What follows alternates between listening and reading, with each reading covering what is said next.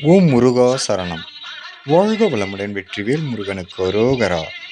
இன்றைய நாள் இனிய நாளாக அமைய எல்லாம் வல்ல அப்பன் முருகனின் அருள் எல்லோருக்கும் கிடைக்கப் பெறுக. நாம் வாழும் வாழ்க்கையில் நிலையான செல்வம் பெற வேண்டும் என்பதற்காக நிலையற்ற வாழ்க்கையை தொலைக்கின்றோம். இதன் உள்நோக்கம் நிலையான செல்வம் என்பது சொத்துக்கள் சேர்ப்பது, நிலையற்ற வாழ்க்கை என்பது நமது உடல் ஆரோக்கியத்தை சேதப்படுத்துவது.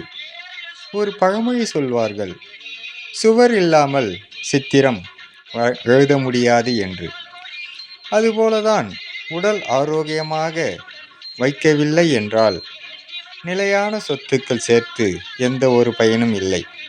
நமது வாழ்வில் பெரிய சொத்து நமது உடல் ஆரோக்கியம் மட்டுமே என்று அப்பன் அருளுகின்றார்.